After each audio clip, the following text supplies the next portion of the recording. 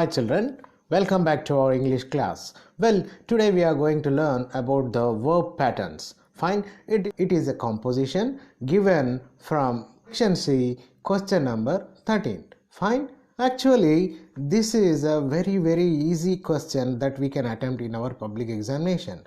If we know the pattern of the verbs, we can easily attempt this question. Fine, first of all we should know about the sentences. Fine, and how to write these verb patterns in a given way and attempt them in examination to get good marks. There is nothing secret in this.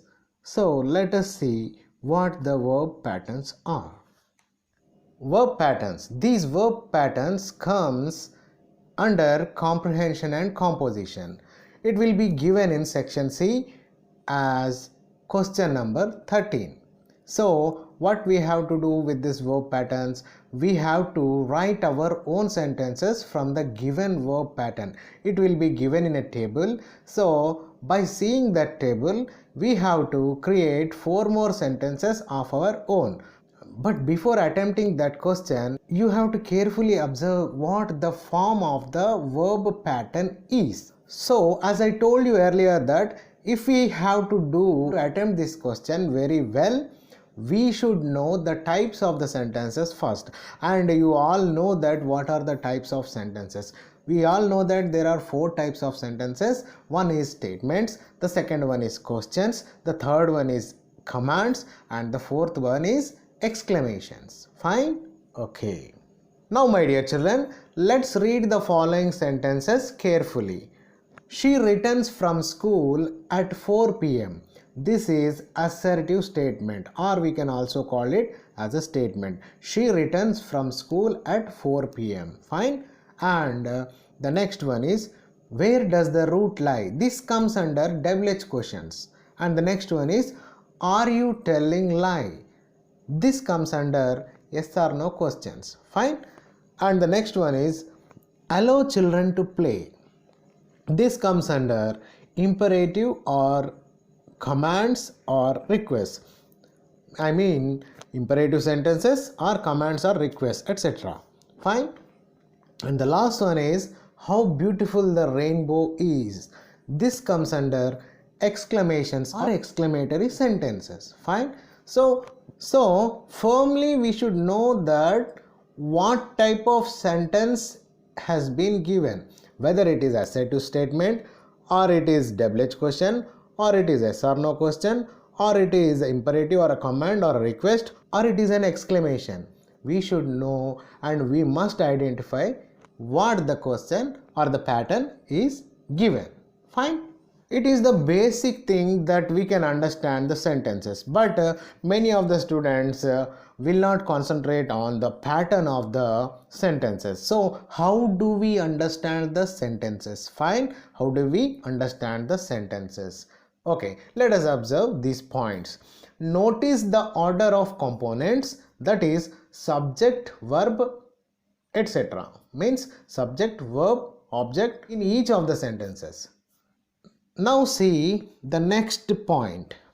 Depending on the order of the parts and thereby meaning they convey in sentences, they are classified as statements, questions, commands and exclamations. As just now I explained what is statement and what is question, what is command and what is exclamation. So we have to look at the order of the parts and the corresponding type of sentence which is given. So the given pattern must be understood or observed keenly before attempting the question. Now let's see this slide. This slide tells us about the statement, types of statements. The types of statements are of 2 types. One is affirmative or positive and the second one is negative. Fine. Now let us see how the statements are in this table. Let us see with affirmative or positive one. Hyderabad is an ancient city. English is an interesting language. Sania Mirza is a tennis player. So these all are positive sentences or affirmative sentences. Fine. In the statements we have another thing, that is negative. So let me read these sentences also. Khammam is not an ancient town. Urdu is not a difficult language. Sachin is not a hockey player. These are the statements under affirmative and negatives. So we have to understand what the statements are. Fine. And now students, let us see the second type, questions. In questions also we will have affirmative or positive type and negative type. Okay, let me read affirmative or positive sentences. Fine. Who is your role model? And the next one, what is your father? And the next one, what is the capital of India? Fine. These are affirmative or positive questions, double-edged type. Let us see the negative questions. Why haven't you paid the fee yet? Why were you not allowed to pay the fee? Which answer is not correct? So in this way we can identify the questions. Now let us have glance at the commands also. Commands or requests also. Now let us see the commands in affirmative and negative sentences. Means positive and negative sentences. Relax for some time. Read the passage loudly. Keep your surroundings clean. These are the positive or affirmative commands. Now let us see the negative commands. Don't waste your valuable time. Don't ignore your teacher's words. Don't encourage evil in others. So these are the commands that we can easily recognize. Now children, let us see the exclamations or the exclamatory sentences. In exclamations or exclamatory sentences also, there will be affirmative type and negative type. Means there will be positive sentences, there will be positive exclamations and negative exclamations. Now let me read the sentences. How wonderful the Kuntala waterfall is. What a melodious song it is. How neat the room is. So in such a way the affirmative or positive exclamations can be written. Now let us see the negative exclamations. They aren't here. You aren't lazy. She isn't an employee. In such a way the exclamations are the exclamatory sentences. Now my dear children, let's observe from the point of the examinations that will be given in your intermediate public examinations. So my dear students, I am going to show you here 10 slides, and among these 10 slides and among these 10 types of word patterns, definitely one type of sentence pattern will be given in your intermediate public examination. So you must be careful. So please concentrate on these slides. Here the first slide go with this exercise. Now let me read the heading. Subject plus linking verb or be form plus subject complement. In the bracket it is given noun or noun phrase. So what is the subject here in the first sentence? I is the subject. Am is the be form or the linking verb. A student is a subject complement. Fine. I am a student. He is a doctor. She was a nurse. My brothers are engineers. My parents were employees. Kiran is a businessman. Mrs. Rao was a lawyer. So in the subject complement there is given only the profession. Fine. Student is a profession, doctor is a profession, nurse is a profession, engineer is a profession, employee is a profession, businessman is also a profession, and a lawyer is a profession. That is known as subject complement. Fine. I hope you understood this. Let us skip to our next slide. Here the second slide. Let us observe this slide also. Subject plus linking verb or be form plus subject complement. Subject complement means adjective. Fine. It is very careful. We have to understand the parts of the pattern. The pattern first we have to understand. In the first pattern the subject complement was profession, and here in the second pattern the subject complement is adjective. Now let me read the sentences. I am hardworking. He is lazy. She was kind. They are brilliant. The officers were rude. My father is intelligent. The dish was hot. The food is delicious. All these words which are here are subject complement or adjective. Lazy is subject complement. Kind, brilliant, rude, in the same way intelligent, hot, delicious, these all comes under subject complement, and we should use only adjective. Fine. Let me skip to our next slide. Here, my dear children, this is the third one. Let me read the heading of the pattern. Subject plus verb plus object complement. Here we have been given 4 parts. In the earlier 2 patterns, there were only 3 parts in the sentence. Now it is 4 parts. Okay, let me read the examples. They kept the windows closed. See the verb subject will be always I, we, they, you, he, she, or the names. Fine. Here the verb you can observe here all the verbs in past tense, and the objects are also given, and object complement is also given. What is object complement? Object complement is which is telling about the object. Fine. So here they kept the windows closed. What is closed? Windows is closed. That is why this complement is added to the object. Fine. So the parents named the child Geeta. I got my mobile repaired. What was repaired? Mobile phone. He received his car serviced. What was serviced? His car. We elected her the chairperson. Who was elected? She. She means her. The readers found grandma dead. Who was dead? Grandma dead. She dyes her hair red. What is red? Her hair. We proved him wrong. Who is wrong? He is wrong. So him. They found me guilty. Who is guilty? Myself, me. So this is the third type of pattern, that is subject, verb, object and object complement. And the verb is in past tense. The verb maximum comes in past tense, and the object complement maximum will be in a V3 form or in an adverbial or adjective form.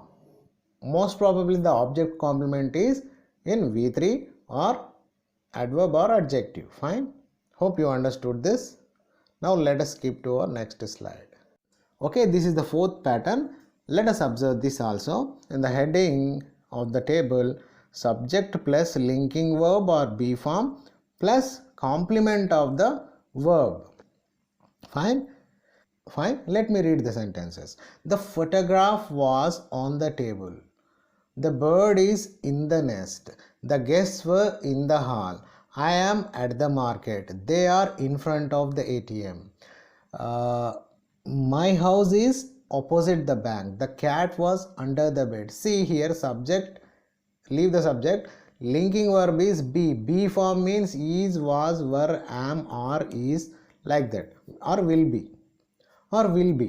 So be form will be there. What is the complement of verb? We can easily identify the complement of verb. Why? Because it will be followed by the prepositions always. Fine. On the table, in the nest, in the hall, at the market, in front of the ATM, opposite the bank, under the bed, on, in, at, in front of, opposite, under, these all are prepositions. So complement of the verb is nothing but followed by the preposition. Fine. I hope you understood this. Let's skip to our next slide. So children, this is the fifth type of the sentence. Let me read the heading of the pattern. There plus linking verb or be form plus real subject plus complement of the verb. Let me read the examples. There are dogs in the street. There are dogs in the street. There is the subject. Linking verb is be. Be means are, is, was, were, will be, etc. Fine. Here you can also observe real subject. What is the real subject here? There are dogs. Complement of the verb, just now I have told you complement. What is the complement? Complement starts with the preposition. Fine. There are dogs in the street. There is a lizard on the wall. There was a snake in the garden. There were 2 cats under the bed. There is a fire in the forest. There was confusion among the members. So we must understand that there must be a real subject and complement of the verb also in this pattern. So dear students, this is the sixth one and it is very easy one, but we have to concentrate here very carefully. Why? Because the linking verb is have or has or had.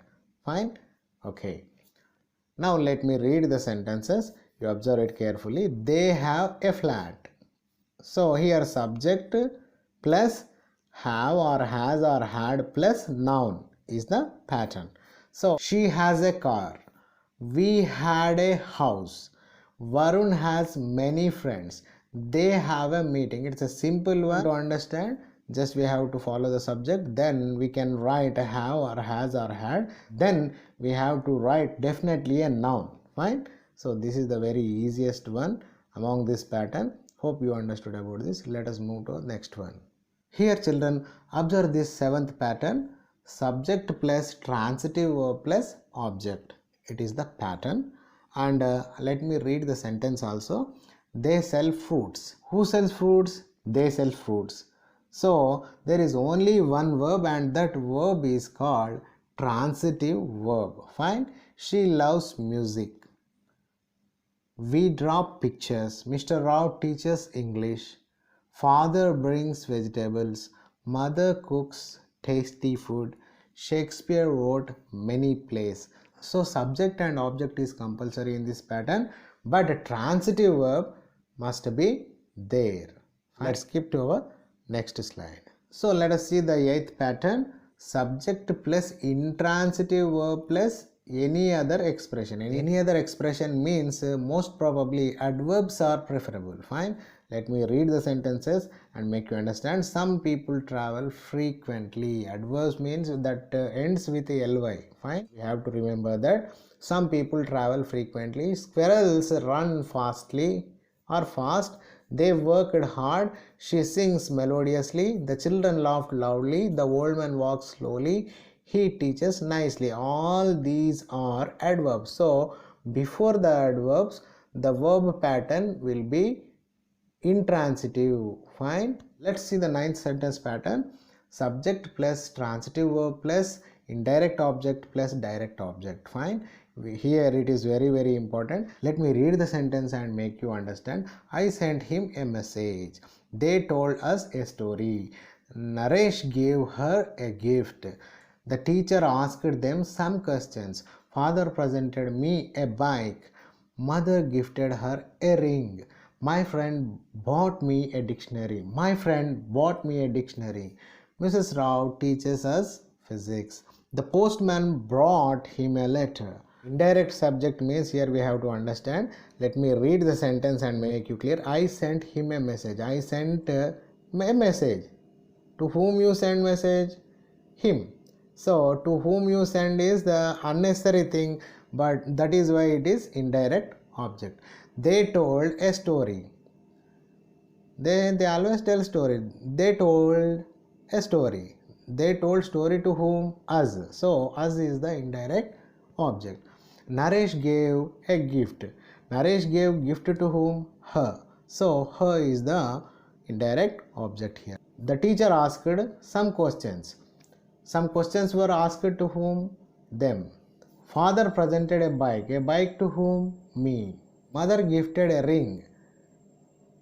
A ring to whom? To her. My friend bought a dictionary. To whom? Me. Mrs. Rao teaches physics. To whom? Us. The postman brought a letter. To whom? Him. She offered orange juice. To whom? Me. So in this way we can understand indirect object and direct object. So I hope you understood this also. Let us see our next slide. This is the 10th pattern and the last pattern. We have to understand the pattern.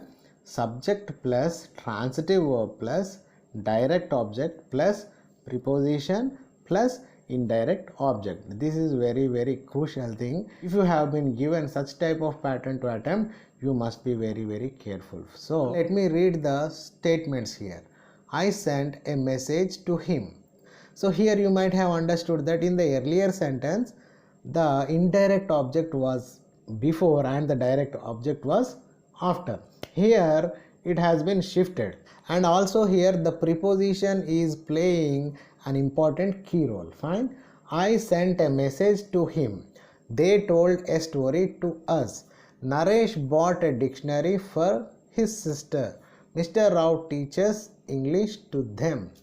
I brought fruits for my mother. So in this way, this preposition comes in between direct object and indirect object. So I hope that you understood this also. Fine. There is nothing in understanding the subject patterns, and if we follow and just concentrate on the table that has been given or the pattern that has been given in your examination, you can easily attempt the question. Even if you have any doubts, you just ping me up or message me to my personal number. I'm always ready to clarify your doubts. So I wish you a very best for your upcoming examinations. But my dear children, you have to concentrate on the exercises of the English grammar very carefully so as to secure good marks in your public examinations. Wish you all the best. Thanks for watching the video. Thank you.